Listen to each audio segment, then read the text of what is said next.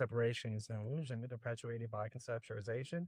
Once logic brings you to the edge of the cliff, it's only feeling and intuition that can really get you further. Change is the only thing that is permanent. Simply put, the subconscious mind is the bot. The essence of reality itself is not.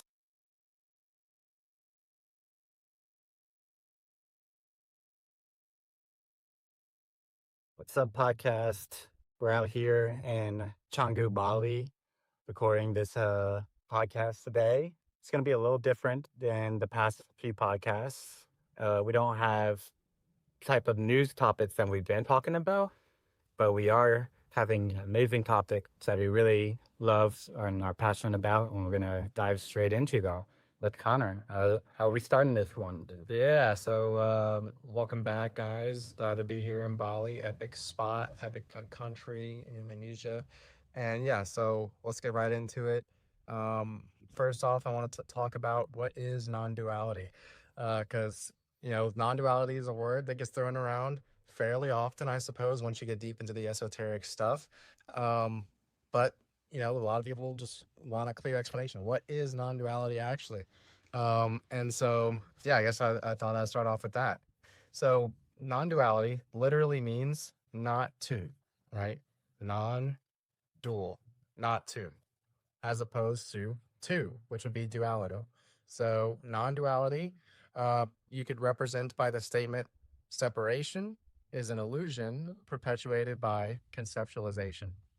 So, if separation exists, separation between multiple entities, then that would mean that there are two entities. So duality, idea that there's separation, as main entity. But the separation only exists conceptually in the mind. And existential reality, the essence of reality itself, is not separate. It is only separate when you abstract it mentally through conceptualization. And so non-duality is this recognition of going beyond the mind to experience reality at a level of sensation, at a level of feeling that is beyond conceptualization. So you can transcend the mind through the mind with the understanding of the statement separation is an illusion perpetuated by conceptualization. So that statement is sort of the basis for non-duality, is that separation is not truth. It's only mental. And so what are the implications of this? That is where everything unfolds into a huge, lifelong journey and discovery. So, for example, we can get some example paradoxes, because what you'll find is that all of reality through the lens of conceptualization or through the lens of logic is a paradox at the end of the day. And so that sounds maybe kind of scary or just like a crazy thing to say at first. But the more you investigate simple things, the more you realize that it's actually true. And so, yeah, we can start off with a couple examples. Like one, living and dying are the same thing. Because if you're living, you are dying, right? You're dying every moment that you're alive, slowly but surely. And if you're dying, you're living. Because you're in the process of dying, and then you're actually still alive, right? So that's one example of a paradox. That two things that we supposedly think of as being opposite are actually the same thing. Um, and then you've also got another example here. Change is the only constant. I love that one. The only thing that's permanent about reality, um, at least in any term, is really change. Change is the only thing that is permanent, the only thing that is constant, because everything is nothing and nothing is everything. So that's another paradoxically the explanation for this change is the only constant. And so elaborating on that, everything is a concept, right? And so all these concepts that appear before you are actually nothing, because existentially, the essence of what the concept points to is not a thing. It is the unified essence of reality. But the concept itself is the abstracted mental aspect of reality. So everything requires separation in order to exist, right? So a thing necessitates that a thing is separate from another thing in order to be describable as a thing. So thingness necessitates separation. So thingness, everything is an illusion.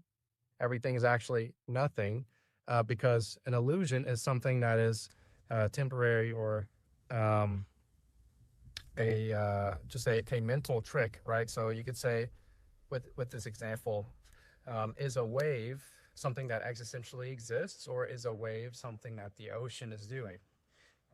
Wave is just an aspect of the ocean, right? So the ocean is the existentially true thing here, and then the wave is just a mental abstraction of the ocean. It's a piece of the ocean, but it's only a piece into it, right? A wave is not as existentially real as the ocean, because a wave is dependent on the ocean in order to exist. It's a codependent arising of the ocean.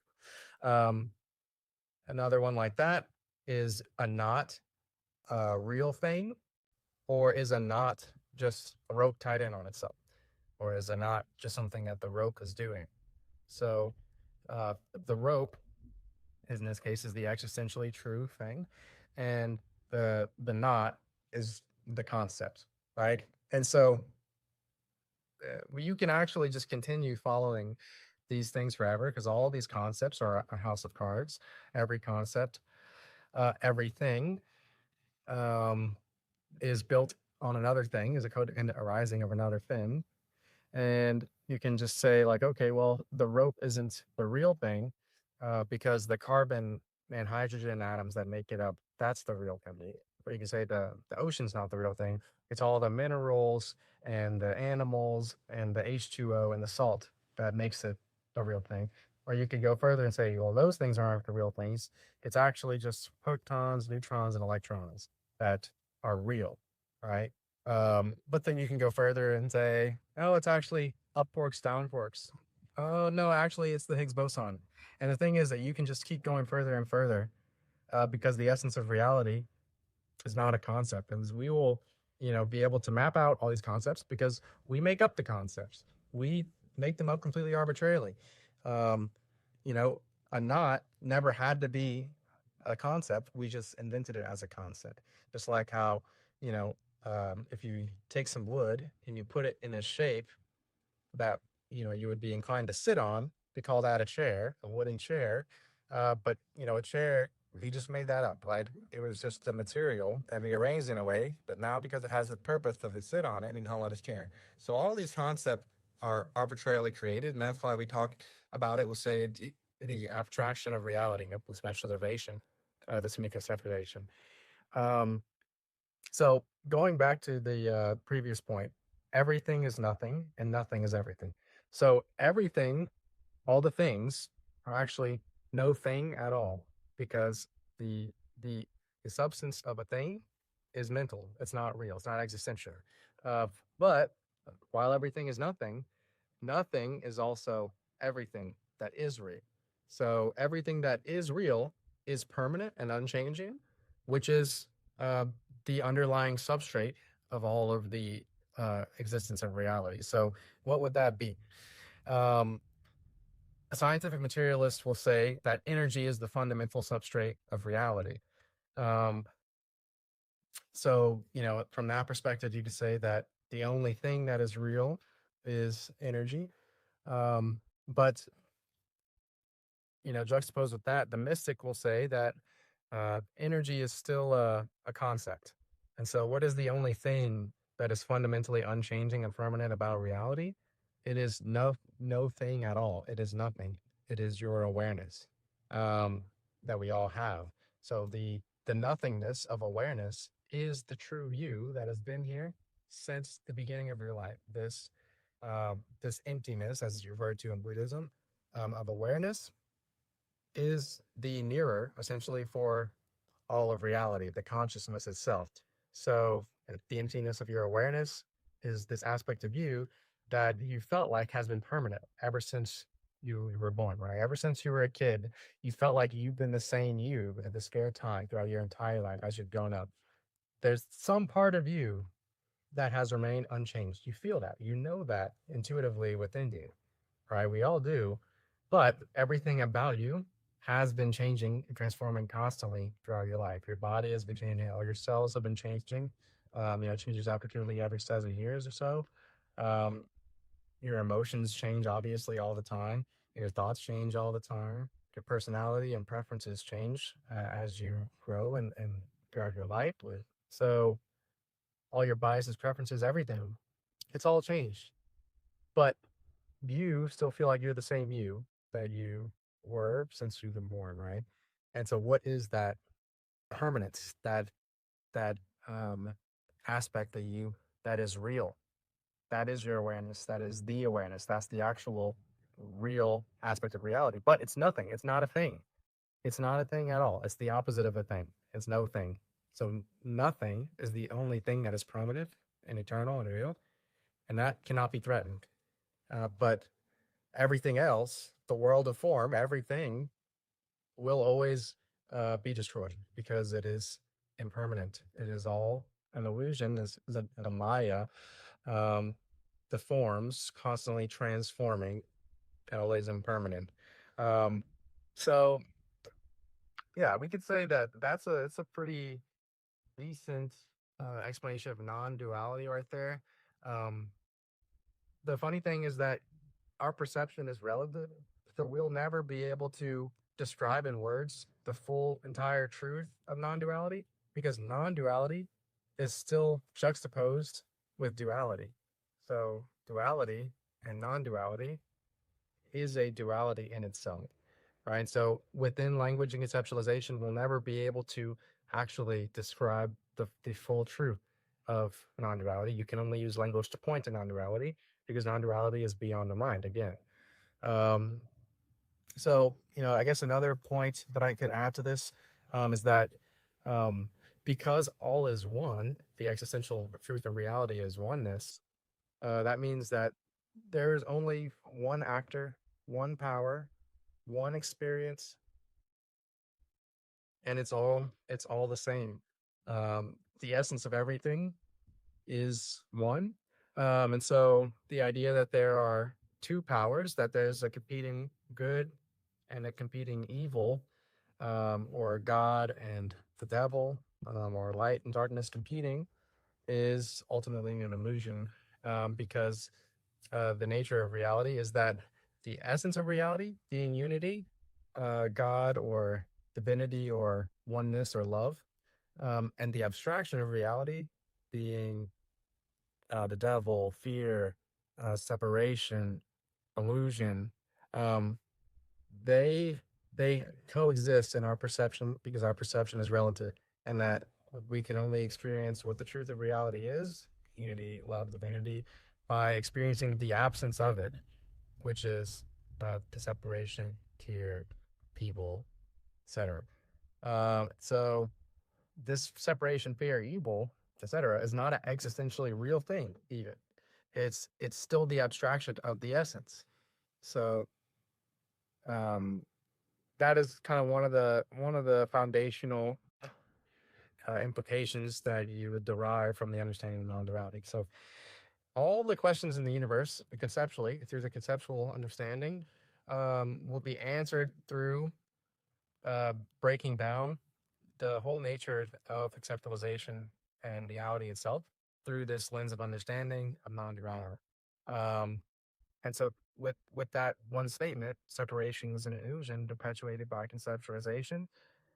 You can question the implications of that statement and then find all of the answers to all of the logic and conceptual matrix of reality. Um, then the other aspect of our existence is the feeling, the sensational aspect of reality, which again is beyond the mind. And so there's no answers for that because it is an answer is a concept still. So that is just raw experience, the sensation of reality. But they're both equally important. Um, and this it's the codependent arising once again.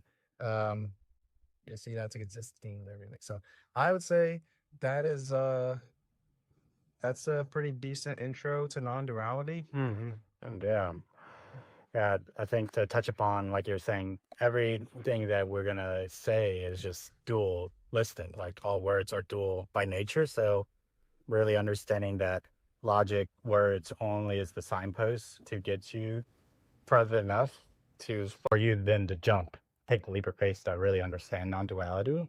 And that's what really ties into like the feeling and the intuition, because like once logic brings you to the edge of the cliff, it's only feeling and intuition that can really get you further. And so we'll definitely touch upon that through the emotional guidance system later in this video. But one more thing I want to touch upon is that just in like Buddhism, Hinduism, New Age spirituality, and all this, it's either like Buddhism will talk about how God, the universe, it's all nothing, but then it, just at the opposed, like dualities is of that is oneness, unity, unconditional love. Like Hinduism believes everything's God. Buddhism believes there's no God, nothing. And it's the same thing, everyone's talking about the same, saying God, saying universe, saying non-dual experience. We say non-dual, some people say God. So it's just really touching upon that, really what non-duality means to the average spiritual goer. Yeah, no, exactly. Great point in that, and with that example, in that this is great to demonstrate um, what we touched on earlier about everything is nothing and nothing's everything, right? So, like you said, in the Hindu perspective of everything is God, the Buddhist perspective of nothing is God. Um, well, that's because if you're trying to use words to describe the full truth, it's always going to be a nonsensical sounding paradox. So the truth is that everything is nothing and nothing is everything. And we explained the proof of that earlier.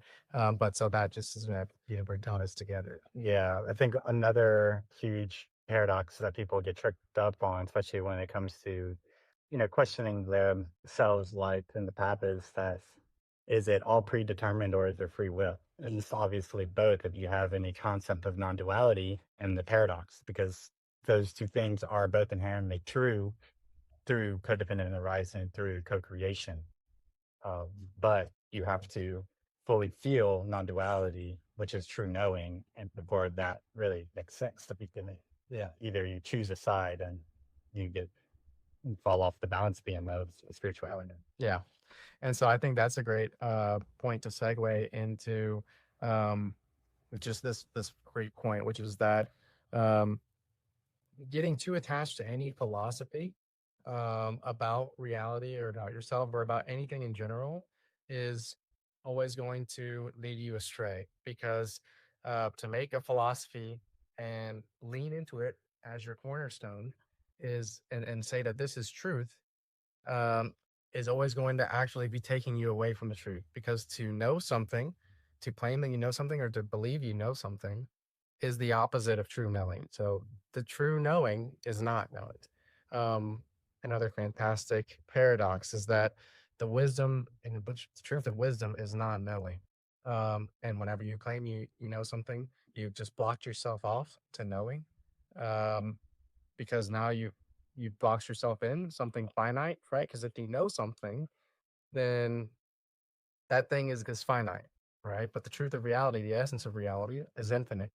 So the abstraction of finiteness is not going to ever be able to encapsulate all of infinite reality. So um, yeah, to know something really is to be open to all things and to not be settled on one thing and attached to any one philosophy. So um, a lot of times, throughout the years, I've caught myself and everyone catches themselves getting really attached to a philosophy. And, a little catchphrase like, for example, separation is an illusion perpetuated by conceptualization. It's a great catchphrase, and it opens up a lot when I'm investigating it's your inquiry and the proofs and everything. But it doesn't matter what kind of philosophy it is. Any philosophy, if you get too attached to it, you slip over into that state of being, of knowing. And whenever you're unbalanced in that state of being and knowing versus unknowing, then that's what creates this disharmony and this contraction of your energy and then prevents the expansion. Um, so as much as you know something, make sure you also don't know it. So that's an incredible tightrope to walk. Right. And it's never going to stop being complicated and fun, and it's that's just how it is. That's part of the game we're playing here. So Yeah, I mean, just to touch upon that is, we're expanding concept of these, both up and down, both positive and negative. So as much as you're going to feel the depths of hell, as much as you're going to feel the heights of heaven. And so that is the tightrope, is that you are just expanding yourself. And so any attachment or detachment leads you astray from the middle path, which is non attachment through the Buddhist framework. And so when you're not in attachment or detachment, suffering arises. And if the goal is non attachment, to not suffer, then you must walk down middle path, the path of light, path of being expulsion. yeah, yeah, and perfect, perfect. And I think that also segues very well into um, the foundations of Tai Chi for Qigong, being Wu Wei or effortless effort. So we sit here and we're talking right now about the nature of reality as a juxtaposition of duality and non-duality. Um, but you can also take this practice into entirely out of the conceptual realm and into the body. And that's really what a lot, at least a good portion that the science of Qigong is all about, is understanding the truth and true essence of reality, this paradox of reality through the body. And so, the kind of Qigong that I've been very interested in lately is called Chan Chuang or standing meditation, where um, essentially it's stillness. It's not the moving kind of qigong where you're moving. You find a particular position, and then you are still in that position. So what happens is that you align the body according to specific cues that have been discovered as sort of the chi building um, cues of posture. Because when your posture is out of these cues, then it's a sign that chi is leaking from the body or leaking out of the body. Um, so you learn these postural cues, align the body accordingly, and then you relax and then you focus. So it's really a three-step process that just repeats. So it's um, align the body, relax, focus. And so to break that down, align the body, you could say, is the abstraction of reality because it implies that there's a doership, right? So that's the relative perspective, separate self. You are the one aligning the body. Um, and then, so you do that consciously. Then you have relax, which is surrender, let go. Because if you just get too wound up with trying to align the body, you're trying. Well, that trying is a contraction. Whenever it's out of balance, let's surrender it.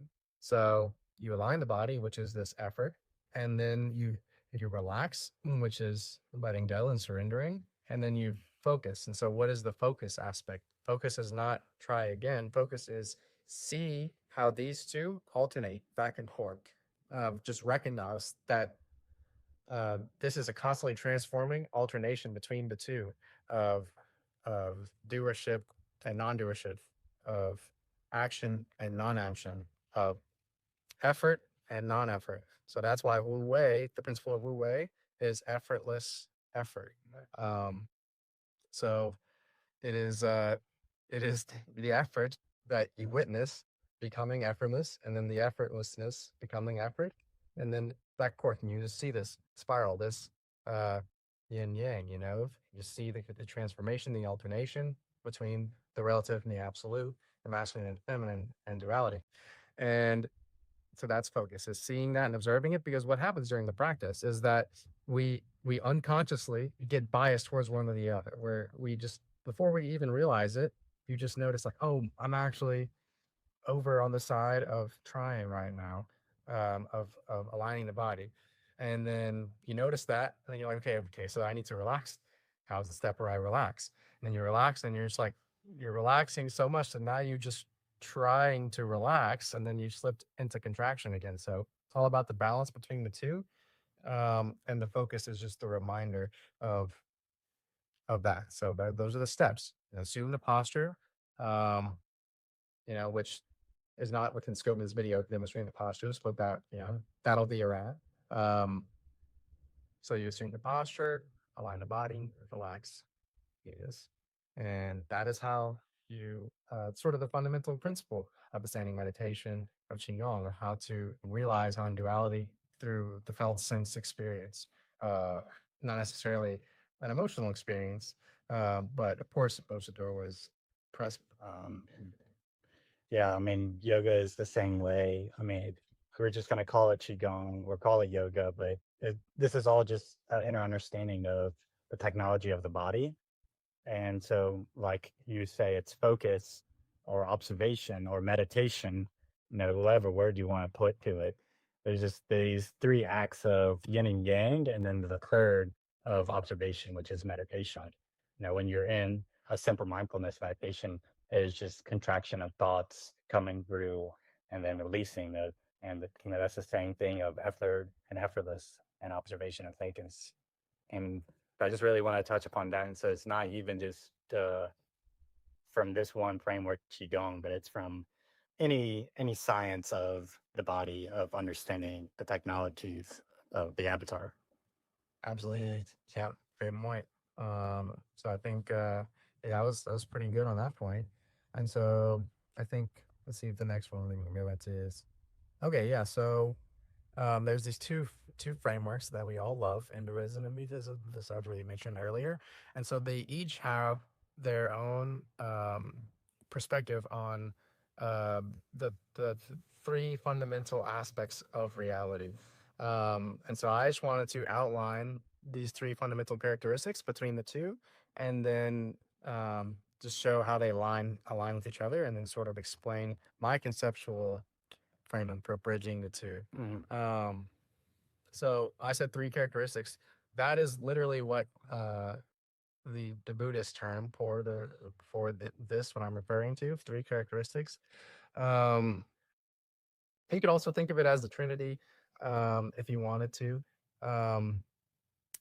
But yeah, and so I don't know exactly what the Hindu term is for these three characteristics, these three fundamental aspects of reality. But I just call it a three characteristics. So we'll go with the Buddhist one first. So we have pain, suffering, and impermanence. So that sounds maybe a little depressing, like pain, suffering, and impermanence. That's the three fundamental characteristics of reality from the Buddhist perspective. Then we have, from the Hindu perspective, we have existence, consciousness, bliss. And so, that one sounds a lot better, a lot more optimistic, right? But these two groups of three each refer to the same things. So I can draw the comparison and bridge them now. So from the Hindu perspective, we have existence, and from the Buddhist perspective, we have pain. So existence, I take it to refer to the physical world, the physical reality. Now, you could say just call it the world of form, right? Maybe you don't need to use the word physical or material, but you could say the experience of form. So existence, right? Pain. So the world of form, it is pain. It is, like if you look within your body's your sensation field, there's always some sort of pain present. Um, that's what it means to be mortal. We're always dying. We're always suffering through if something physical is happening to your body. Um, that's just the nature of mortality, right? Um, but it's not such a bad thing. Doesn't have to be. We'll get to that. Then we've got the next one: consciousness from the Hindu perspective, and suffering or no self from the Buddhist perspective. So the consciousness, right, is, you could say, the emptiness of awareness that we refer to, the permanent aspect of reality. Um, and your consciousness is the observer of the world of form, the existence. The observer of the existence is consciousness. And then you have the subbrain in Buddhism, or no self, And they call that suffering. Uh, they call consciousness suffering because there's this aspect of you that is always looking for a permanent self within the world of form. But there's no permanent self within the world of form. And so that's why your identity is always threatened. That's why you always feel suffering. Um, because, through either attaching to the positive or resisting the negative, because the no self, the consciousness, the infinite emptiness, um, seeks and tries to place itself onto the world of form. But infinity can never fit into finity, right? The infinite, true, eternal permanence of you can't fit itself into any one form. And so that struggle to find the true self in the world of form is the suffering. Um, and that's just a inherent aspect of existence, is that mechanism is always going to be taking place. Um, Again, not a bad thing. And the third point is why it's not a bad thing. This pain and suffering is not bad, right? So the pain, you think of physical, right, sensation, suffering, the mental. Um, and then sort of the final aspect we have from the Hindu perspective is bliss. And then from from this perspective is impermanence. And so bliss and impermanence really just kind of tie it all together, because, well, we just kind of explained it. The existence or the physical pain is all impermanent, right? The world of form is constantly transforming. So the pain is constantly transforming. No, it's all impermanent, and the form itself, right in front of your face, is all impermanent and becoming a new form right now as we speak. Um, and Similarly, um, the consciousness and the suffering, well, this is the mirror aspect of the impermanence. So the consciousness and the suffering, right, is permanent, but that is the mirror that needs to see the impermanence. So the duality of permanence and impermanence must take place. Um, and so that's sort of just the yin and yang aspect of it. And then, so why is this bliss? So bliss is any feeling fully felt. So that means that it doesn't just mean good feelings are bliss. Um, Negative or contracted feelings are bliss as well whenever they're felt fully. Um, and this might not be intuitive to the mind, um, but think about whenever you're really sad, right, and you cry, right? Doesn't the crying make you feel better? Whenever you allow yourself to fully express the sadness that the feeling, where you most fully become consumed by it. Um, that crying, for example, does actually make you feel better to just fully lean into it, and accept it more. So, what I like to say, it's another one of those fun little catchphrases is that, um, a positive outlook on a negative experience is a positive experience, while the desire for a positive experience is a negative experience. So, for the attachment to a positive experience is a negative experience.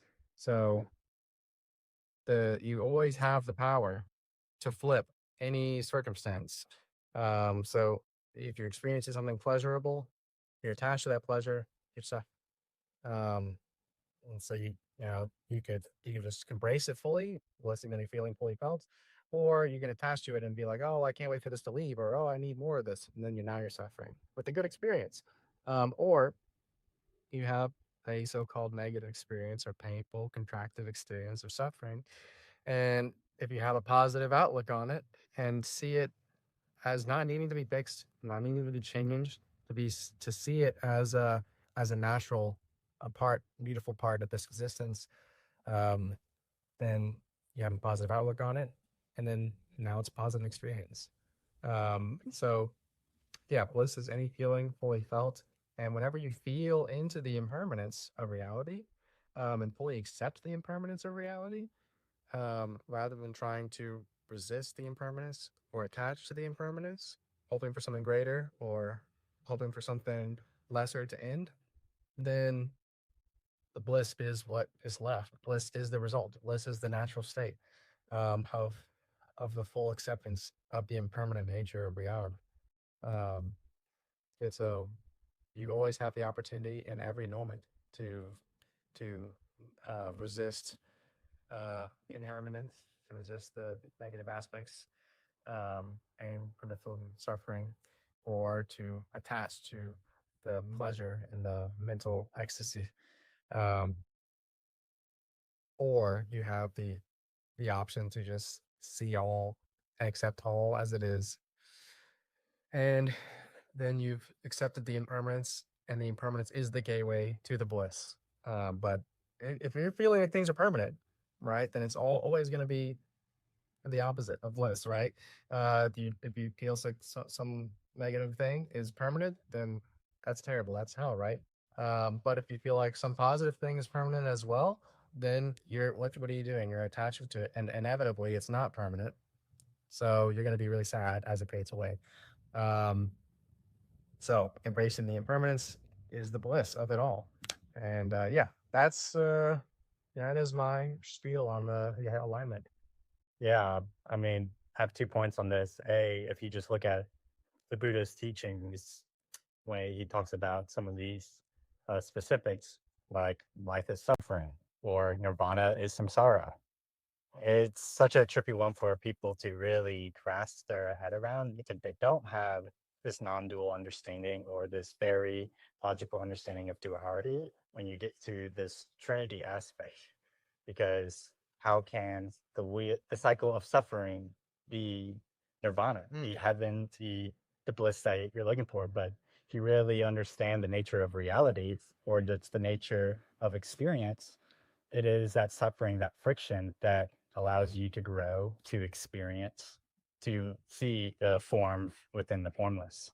And so I think that's why really understanding this Trinity aspect from any angle, whether it be, the so-called negative side that Buddhism, the nothingness side that they really like to preach upon, pain, suffering, and impermanence, or, a positive light of bliss, etc.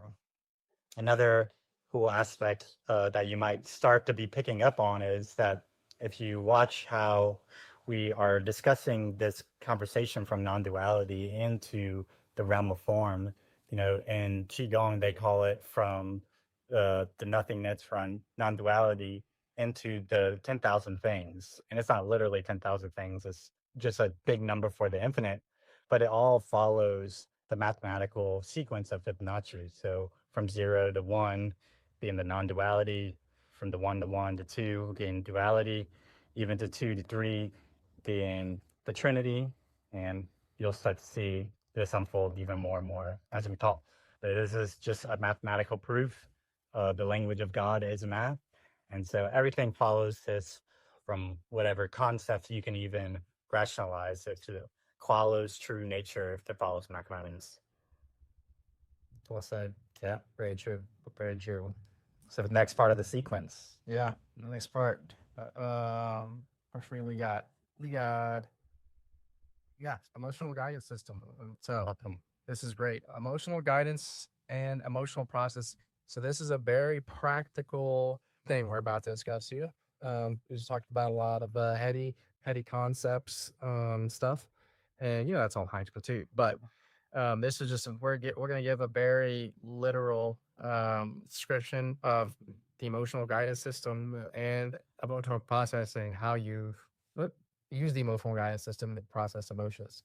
Um, so yeah, so the emotional guidance system, and feel free to interject at any point. Emotional guidance system refers to the metaphysical outlook that we have towards emotions, meaning that now we have the non-dual understanding of reality, and we can see emotions from the relative perspective, and we can see emotions from the absolute perspective. And so, you could say that if you describe the journey of this existence as journeying from a perspective of relativity to absolute, or from separation to unity, then every emotion, every experience in your life, including every emotion, it holds a message or a lesson to be learned and experienced. Because And so one aspect of it is the mental aspect, the sort of conceptual learning, and then the other aspect is the sensory learning, the felt sense learning. And so there's always going to be both wrapped in together because they're codependent arisings, as you might expect. And so, yeah, how the emotional guide system works is this. Um, every emotion tells you something about your perspective on yourself. Your emotions never tell you anything about somebody else. Um, and your emotions are always a reflection of how you're viewing yourself, um, and or reality. But of course, reality as a whole and or self are the same thing. So emotions will always be reflecting how you're feeling about yourself for a moment. So, um, and then there's two ways to interpret these emotions, from the relative or from the absolute. And so, from the absolute perspective, every positive emotion is reflecting a true belief about the self. And every negative emotion is representing a false belief about self. So, for example, if you feel fear, then that is representing um, the belief that you are not safe, right? That you are just threatened. And if you're threatened and not safe from the absolute perspective, well, that's just a false belief because the absolute truth of yourself is that what is real cannot be threatened. What is permanent about you cannot be threatened. And um, yeah, everything else doesn't actually exist. Um, from the perspective of anger, sorry, the emotion of anger from the absolute perspective, um, we have the idea that we are not, or sorry, anger um, represents the belief that we are trying to um, change or control reality um, in some sort of outcome dependent state, that our happiness is dependent on the outcome, and that reality must be better than the way it is.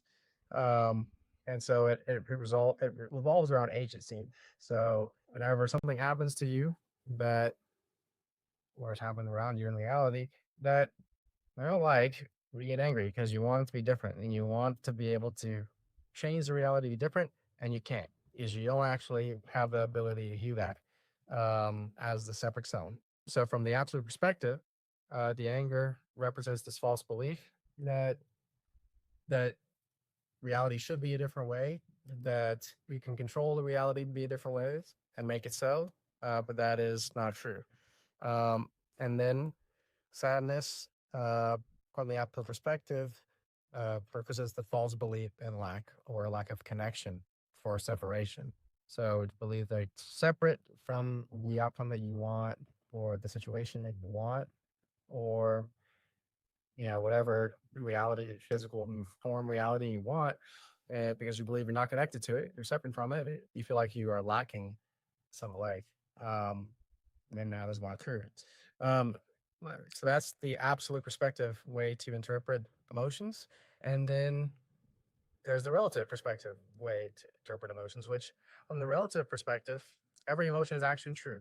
So if we're only implementing the absolute perspective in our emotional understanding and processing, then we could easily lead ourselves to accidentally repress our emotions or suppress them. Non-dual zombies. Non-dual zombies. Exactly. We definitely don't want to repress or suppress our emotions, because what that results in is numbness or death, essentially, the absence of sensitivity to life, which is death. Um, and so, whenever we integrate the relative perspective of emotions, what does this mean? I mean, this is something that's not talked about a whole lot.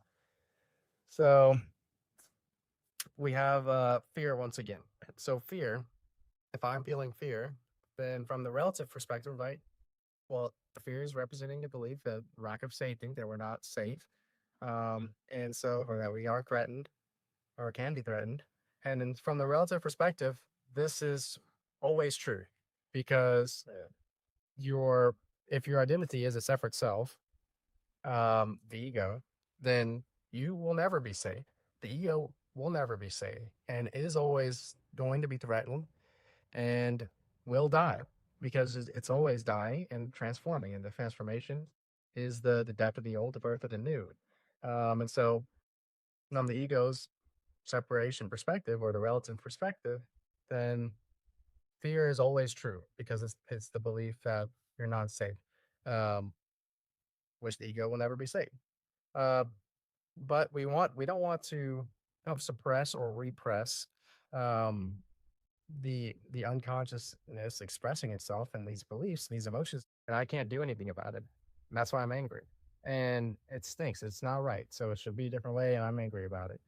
Uh, and so from the belief and separation that as if you could do something about it, well, then that's always that emotion is always true because you can't do anything about it. You as a separate self have no control over reality, um, and and the idea that reality should be a different way will always cause you suffering. Uh, that the idea that reality should be a different way than it actually is will always cause you suffering. So if that's what you believe, then yeah, that emotion corresponds to that, and you should be feeling that emotion um, in that circumstance. And then similarly with sadness, if you believe you're a separate self, you believe you actually are separate from that circumstance or that situation or that feeling or whatever that you want and feel disconnected from. And so from that perspective, that emotion is always true. If that is your reality, that I truly believe I'm separate from that situation, then yeah, that's the emotion that corresponds with that truth of that reality.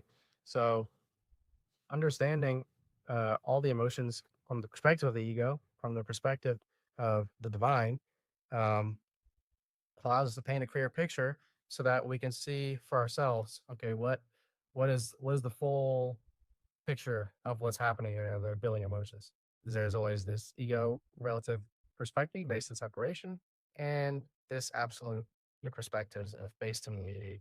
Um, and so the idea is that this is the emotional guidance system, is that we can understand our emotions and understand how they correspond to certain beliefs and what perspective we're in, relative or absolute. And then once we get good at interpreting our emotions, then we can boil the situation down and work with it. And so the way we work with it is the emotional processing system. So that's the guidance system. So now that you understand what's going on, now you can process. And so the processing, it happens as a result of the understanding the guidance system. But to just walk you through like what that would literally look like for you, for example, you could say, uh, you know, your let's say your goal is to um, have a lot of money, an aligned career, and a permaculture farm in Costa Rica, and you feel like I'm disconnected, and feel like you're disconnected from that reality. You feel like you're lacking that reality, so then you feel a sense of sadness. Um, well, first step is to not repress that sentence, to not suppress it or dismiss it or try to fix them. Um, and so this is definitely gets it could seem like it's getting a little paradoxical. Um, because well, what we're doing is we're eventually gonna shift into a positive perspective of unity. That's the truth of reality, right? But in order to shift in that perspective, we have to allow the relative aspect of our unconsciousness to express itself. Um, and so true transcendence is not going to be dismissing or fixing of a negative experience or a negative emotion. True transcendence is the recognition that it's okay the way it is. It's okay to feel the negative feeling or attractive sensation in your body. And that sensation, that contractive sensation in your body, does not need to be fixed or changed. And it can come and go as it pleases. It can come again and you're unbothered by it. That is the true transcendence. Um, to try to fix it and to remove it or to um, to force the positive perspective on yourself is going to be suppressing and repressing. So it's extremely subtle how this is applied in practice, because you want to allow the negative emotion to express itself fully, um, to whatever extent it would like to, and to give love to that part of yourself that feels that, and give love to that emotion and allow it to be the way it is. And then, in doing that, the positive perspective just becomes effortlessly there, because that is the positive perspective, is to give love to the negative and accrue it. Um, and the contractive sensation in your body is usually what we refer to as felt bad sensation, or quote bad sensation, that is tied to every the negative emotion.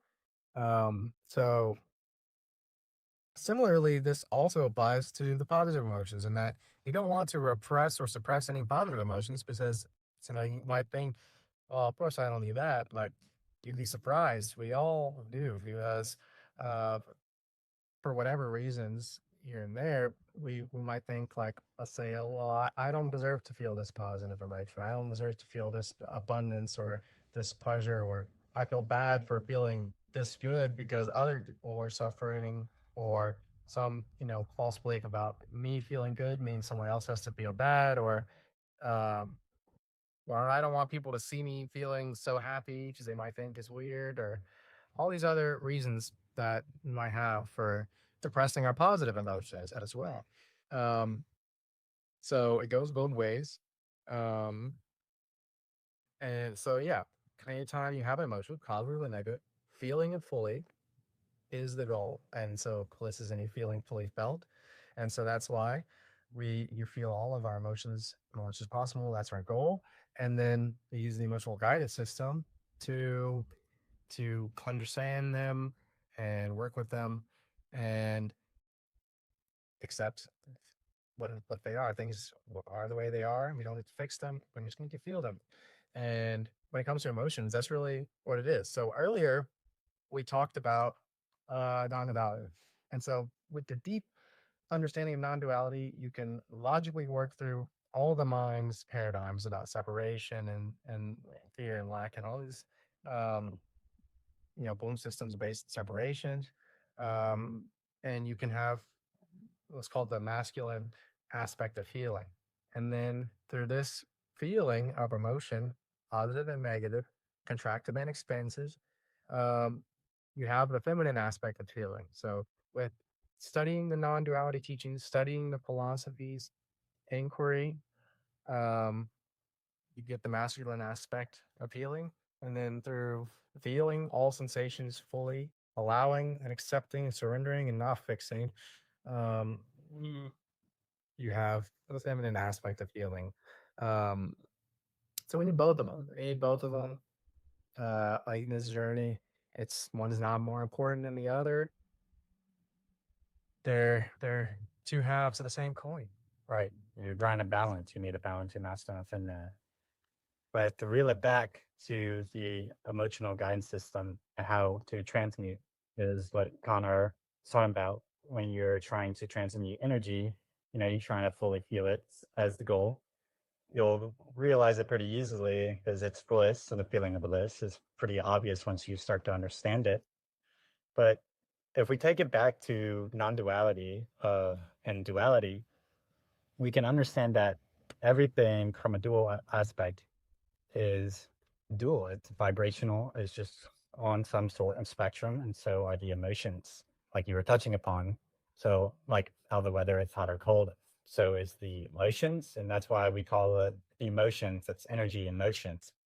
And to really understanding that there are two sides to all emotions, like you were saying, with fear, safety being one, uh, and then attachment and depression being one of security, creative power, and then also control and anger being one of not attachment, and experience. And so, and, self power. And so, really, just understanding all these emotions, they play out in so many different ways. We have so many languages for all these things. For example, impatience is still anger. It's a subtle form of this emotion, but this is why having the mental understanding and concepts and conceptualization of these things is very useful because the emotion of the body or mind will play out the story in such a different particular way that you have to play the mental gymnastics with the ego to really understand these things. But emotion truly is what felt within the body. And so this is where non-dual zombies can really get stuck at, is that they spiritually bypass by staying in a non-dual perspective and not allowing themselves to fully feel the body, feel the emotions, staying in that masculine healed side, but the feminine healed side, which is really one of the biggest aspects that this physical reality needs right now is the feminine side, but the feminine heal side, which is really one of the biggest aspects that this physical reality needs right now is the feminine side. I mean, if you go back to all the stories from yoga with Shakti, etc., I mean, just the ill treatment of the feminine energy and all aspects of life, we can really clearly see that this is the thing that most people need to work on. This is kind of the big thing of the body. And so, really, to touch upon this even further, if we look at the sciences of yoga and qigong, we can even map where emotions are in our physical body, where it's actually stored.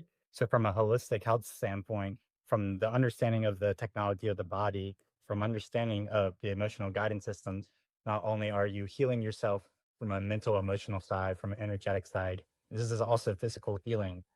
And you can incorporate the organs or specific spots in the muscle groups or the skeletal structures. All of these things play into understanding the emotional guidance system. I'll have right here displayed a simple chakra of the emotions, but really what we can understand is that from a non-dual perspective, the only reason why we're not seeing non-duality is because of the mind of the ego. And the ego really is just this idea of separation. And so if you really look at what this idea of separation is from an emotional standpoint, it's just lack. It's just this understanding of lack. So if all negative emotions are rooted in lack. So we have lack, then we have attachment, then we have control, then we have et cetera, heartbreak, grief, unauthentic expression, confusion, disconnect. And but it's stemming from the root of black. And so really understanding that dual, non-dual perspective of the ego of separation can help you transmute all those false beliefs of the ego of separation to these positive emotions. Granted, you have to fully feel those uh, negative emotions to even have the opportunity to transmute it. If you mentally masturbate yourself into understanding these things and not fully feeling the body, it's still stored in the body. You're not having the somatic releases. You're not having any of the actual healing process done in the body. Simply put, the subconscious mind is the body. And so, if you actually want to clean the closet of yourself, the mind, the subconscious mind, it is working with these emotions with the body.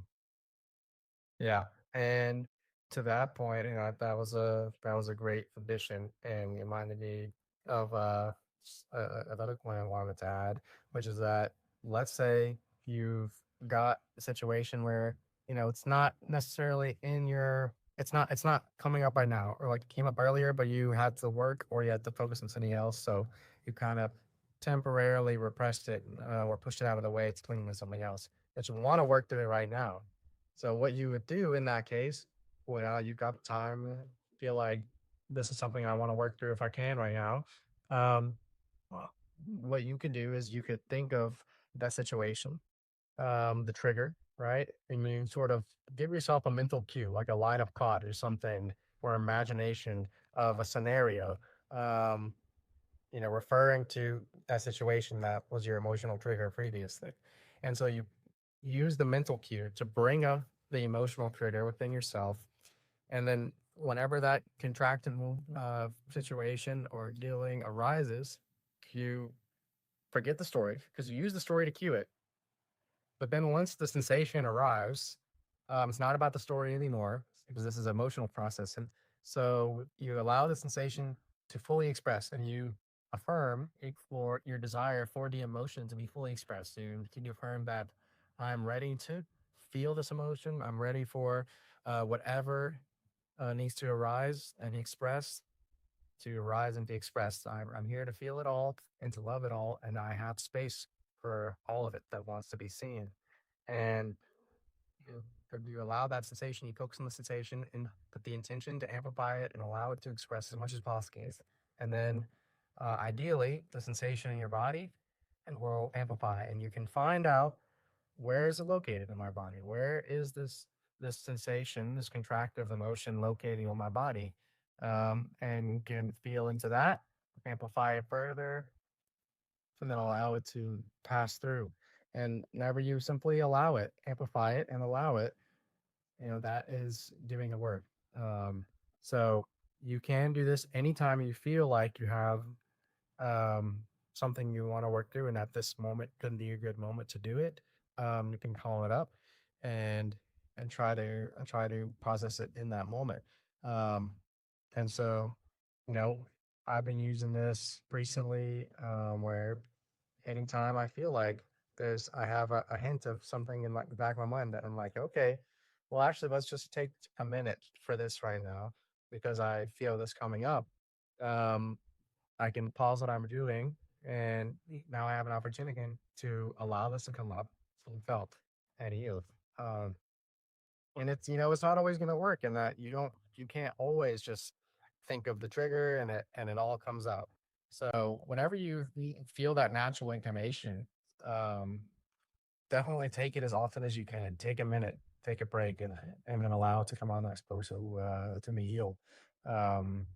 So that would be my recommendation for another practicable thing you can do. Um, because yeah, I've been doing that frequently. Um, and any opportunity I get, and I feel like it's been really great. Yeah, just truly understand that the emotion is always true, but the story attached to it may not be, is a huge one to really unravel the mind from the experiences that the mind loves to create for ourselves and to really help the transmutation process of energy in our bodies and our experience. Yeah. Yeah. Well, I think that was pretty good. I love for guidance, solution processing. Uh, yeah, I mean, I don't know how much time we have left. How much I haven't been putting down or no idea. I don't know either time. It's 3:04. Oh no, man, like what's the last problem? How to experience mind-blowing ecstasy without drugs. Um, I guess yeah. We can talk about it. So you know, ecstasy is an incredible thing. Ecstasy is not meant to be forever. It's a highly energetic state. It is a state of absolute emotional transcendence and the positive polarity. Ecstasy, you've never felt it before. It feels like a complete paradox in that your body feels incredibly heavy and weightless at the same time, tonic pulled at the same time. Um, and just incredibly intense waves of just the greatest pleasure passing through your body that you ever knew was even possible.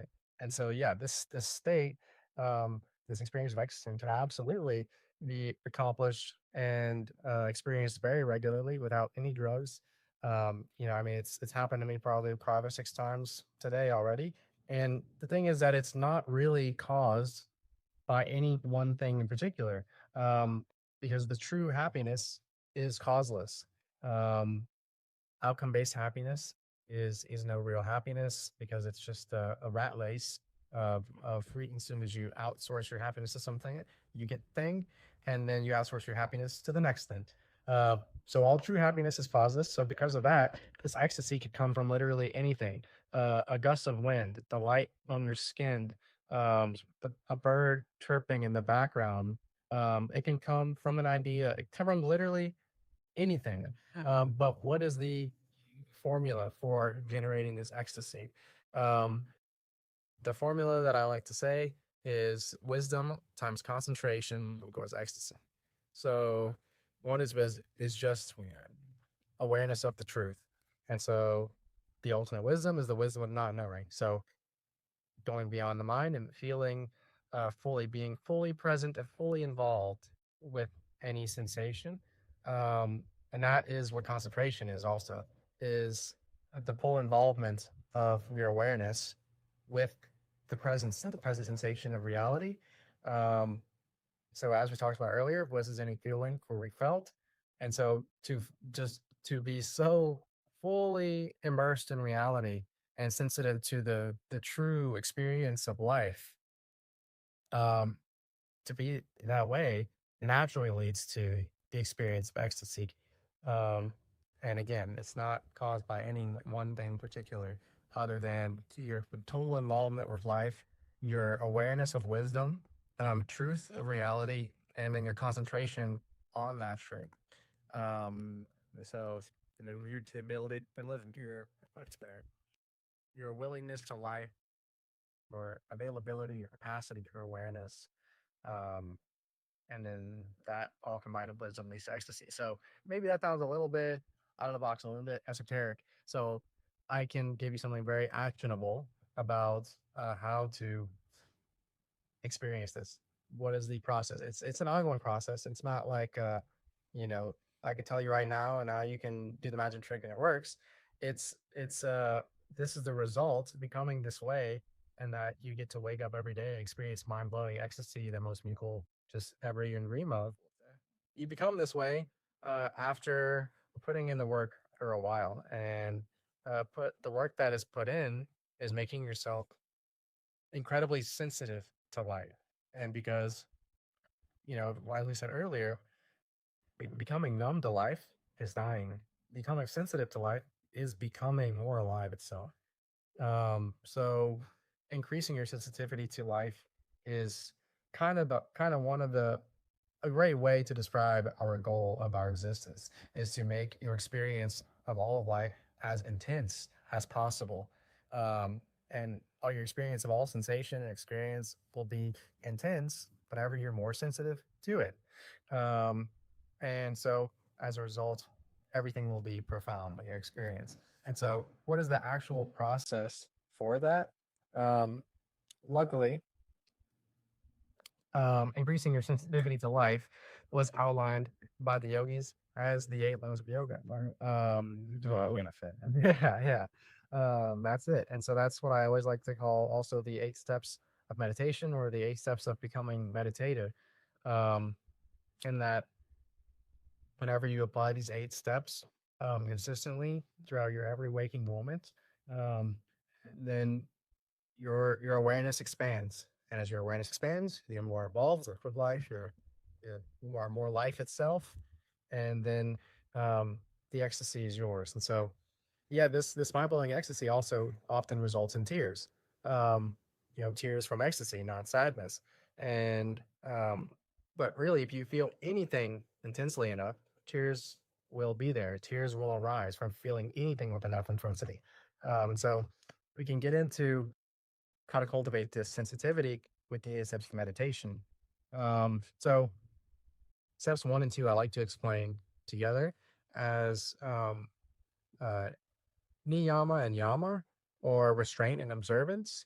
So restraint just means seeing the negative and then not acting on it. So not acting based on the ego's fear-based, separation-based belief system, not stealing, lying, doing things that it's pretty obvious, right? But also inclusive of that is not hurting your body, with poisonous substances, or not hurting other people with uh, insensitive words. And of course, it goes from very obvious to very subtle. Um, Anything Jesus would eat. Exactly. What would Jesus do? Do unto others as you would have them do unto you. So restraint from action based in fear and in separation and negativity, and then observance of the truth of reality of being oneness as an all unity. All right. Um, and so those I like to say are kind of two sides of the same coin, because as you do the first one, the second one happens. And I put them together because that's kind of everything we've talked about up until now in this podcast is the the balancing of the personality through the masculine and the feminine is kind of under that umbrella of those first two steps. And so I like to refer to those steps 1 and 2 as stillness of the personality, right, which is becoming the true self rather than in Manita self, to have a separate scene.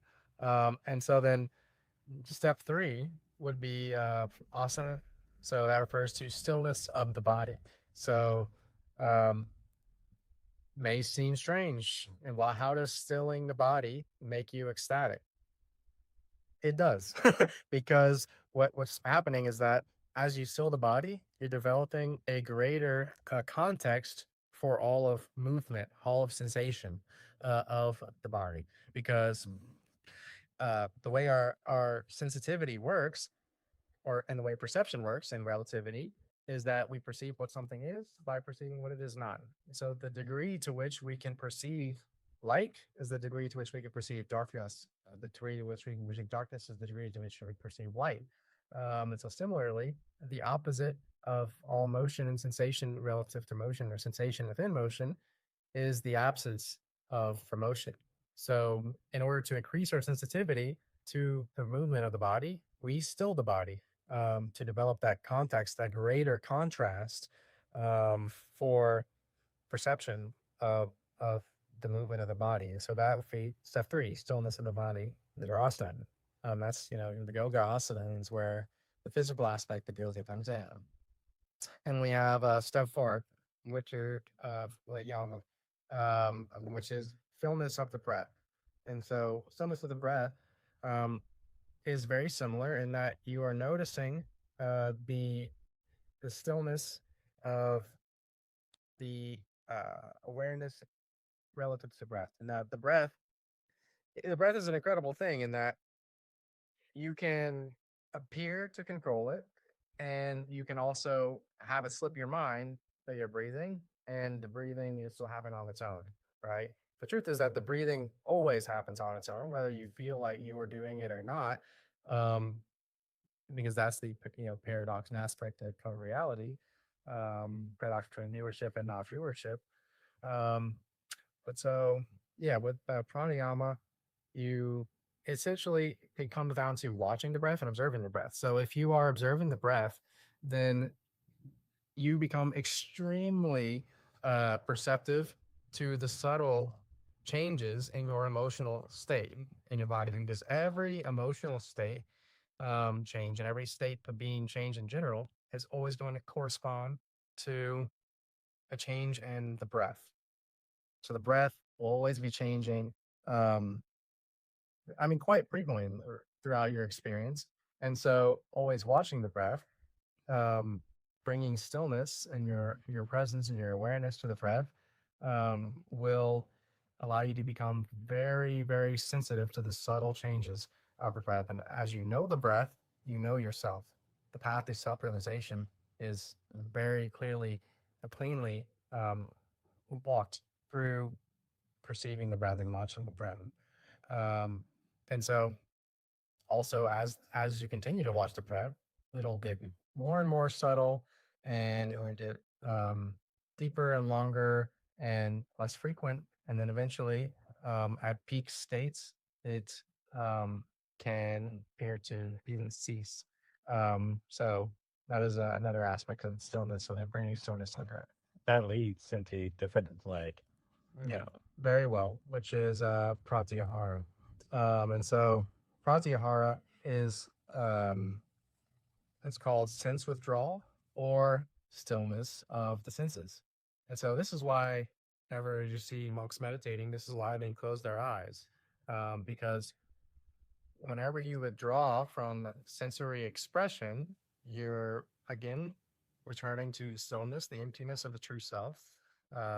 And by returning your awareness to emptiness itself, in contrast to the experience of sensations, expressing sensations but through the senses, then you're developing greater contrast for the experience of the senses. So then your perception of all the senses becomes more and more subtle, uh, as you develop that contrast. So withdrawing from the senses, how do you take this into your everyday life? Well, this you can to kind of take to say that the less you engage with expression uh, and pursuit of sense pleasures in the world, then the more intense all of your perception of sense pleasures and expressions of the world will be. So, um, to make your expression more profound, spending more of your energy and your awareness in perception will actually lead to your expression. And it does happen as frequently to be much more profound. Similarly, your experience of all sensations will be much more profound as you um, withdraw from the pursuit of experiencing intense sensations. Um, and so, like just I guess this is why a lot of monks or yogis sit in caves and meditate for a long times because they're withdrawing from as much sensory stimulation as possible, and then in doing so, develop this incredible contrast in their energy, so that whenever they do experience sensation and sensory stimuli, it is incredibly profound. Even the most subtle things, like a gust of wind or the sun for skin. And you can also look at it from a very actionable, like daily activity too, as the same way. And on the mental side of Buddhism, of non-attachment and attachment, the draw does not mean detachment, but it does mean non-attachment. So you are still super intimate with the sensation, but it's just having no attachment to the sensation that really allows you to withdraw into introspection, into meditation, which and concentration. That's where the next speed.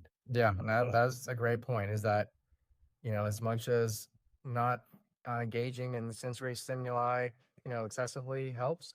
Also, just whenever you're in the and engaging process of the world, of course, that's part of the journey can be avoided. Not everyone needs to be able to your cave, right? Um, Engaging with non-attachment is absolutely the way to accomplish equivalent with, um, no matter what you're doing. And so, yeah, I mean, it can be hard to not get attached to sensory stimuli because stimulation is incredible.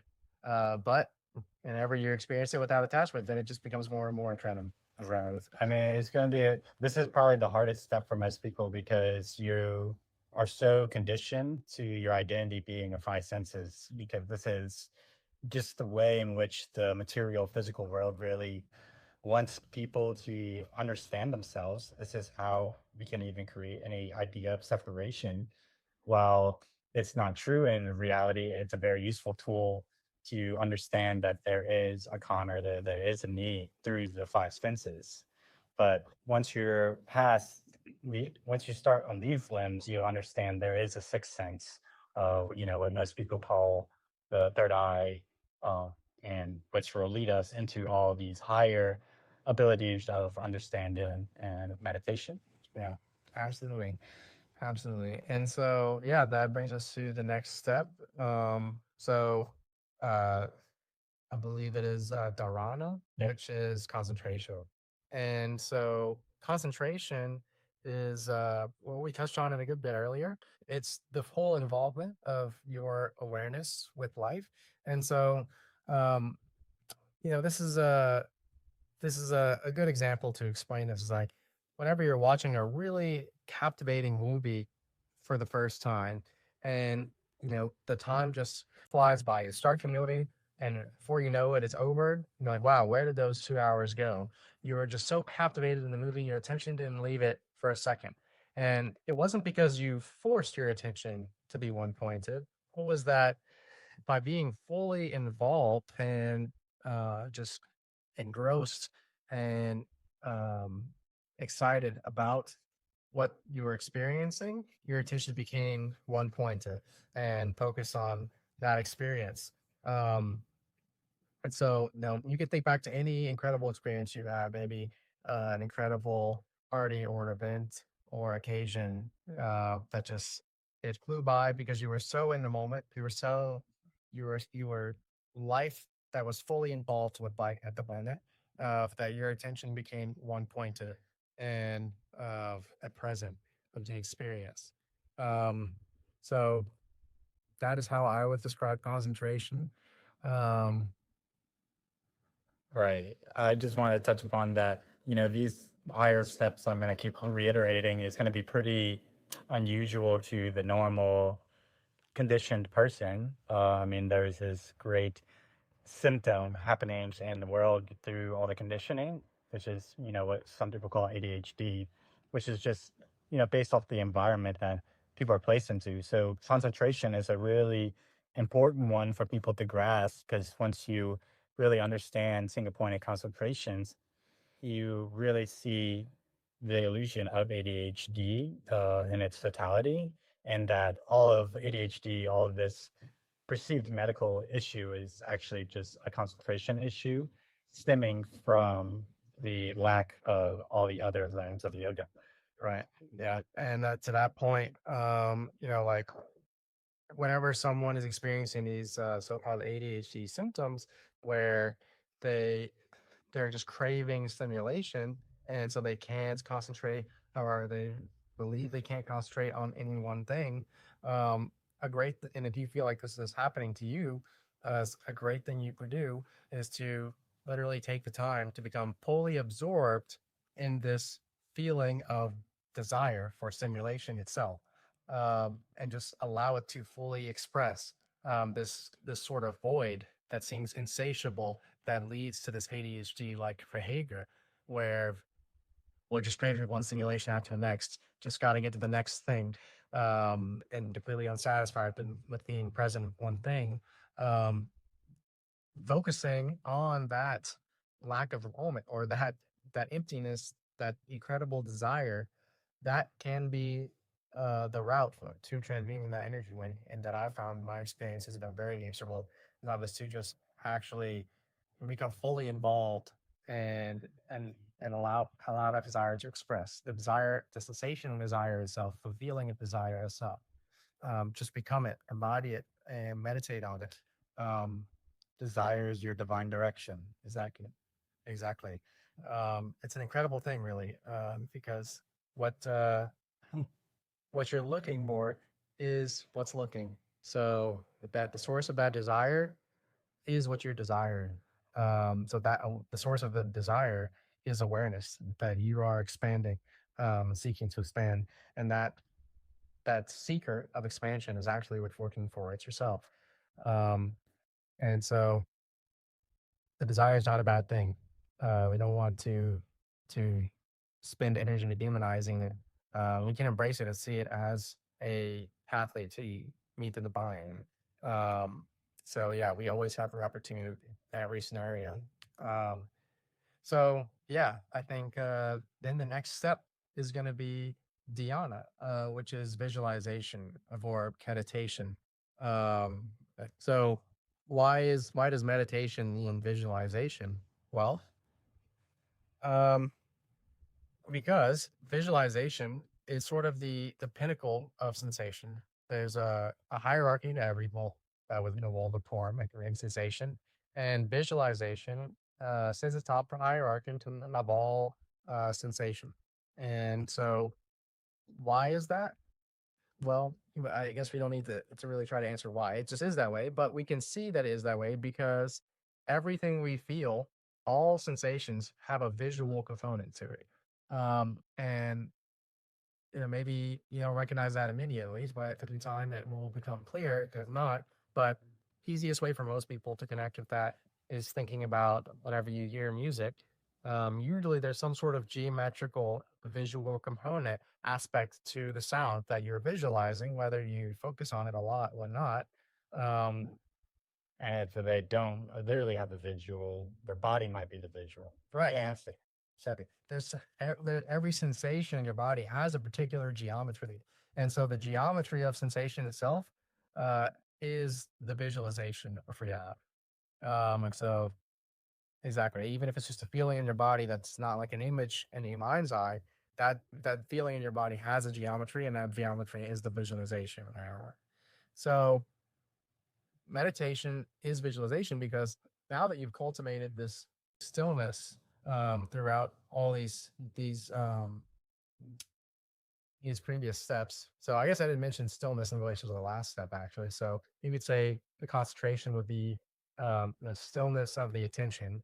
Um, anyway, now that you've seen the stillness is cultivated as existed you in each of the steps, um, that's the stillness of all the perception in general. Now that it has got to this point, is contrasted with the total visualization of the world of form. So all the previous steps 1 through 6, are now all part of the same visualization of the world of form, and that is in contrast to the emptiness of awareness. Um, that is the observer of the world of form, and so this visualization is now the acceptance that, okay, we've cultivated this stillness, so let's see what the result is.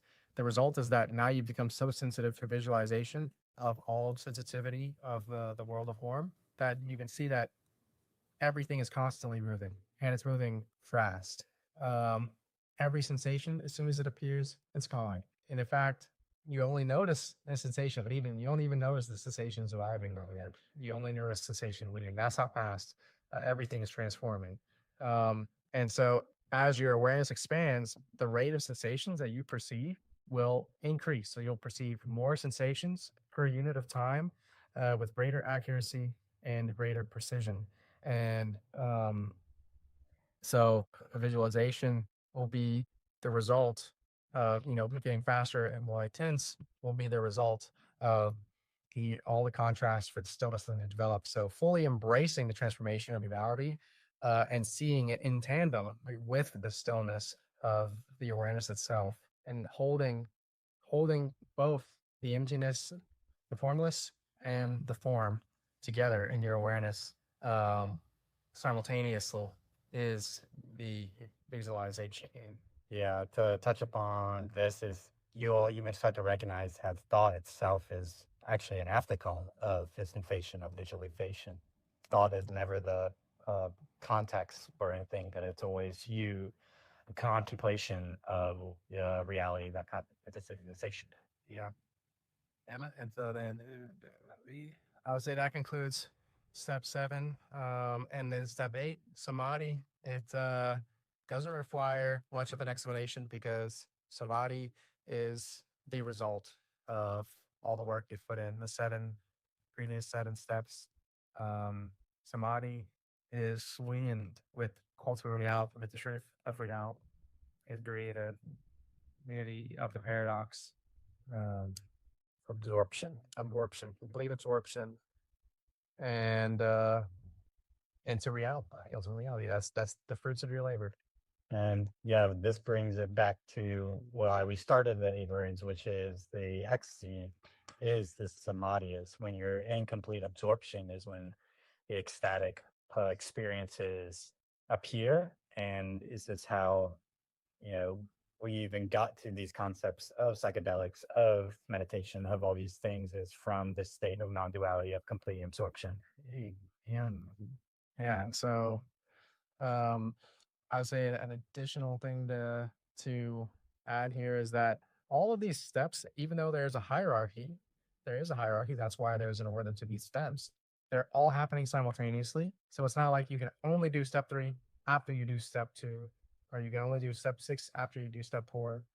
It's not like that. It's like all of these steps are happening all the time, and um, the degree to which you're good at the previous ones is the degree to which you unlock the capacity to go deeper into the later stage ones. Um, so they are happening all the time simultaneously, but there's also a hierarchy to it. And so this framework of the 8 steps of meditation, which is really good for conceptually outlining what your intentions are with your consciousness or your awareness.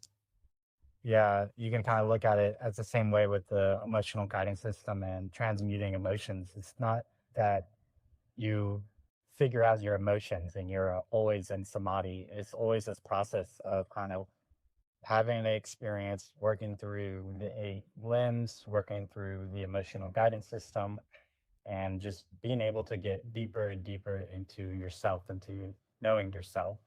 Uh, the spiritual path is a spiral. It's not positive and negative, and the need to be felt, and so you'll feel it all. Start feeling along. And that's the theme of today's podcast is feeling alive.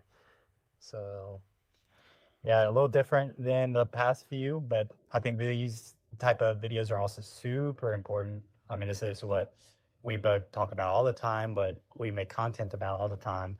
So really having touch upon this in a very well organized and long form version is great. So yeah, yeah, this was awesome, man. till next month. Until next month, thank you guys for watching. Hug y'all. Peace. Peace.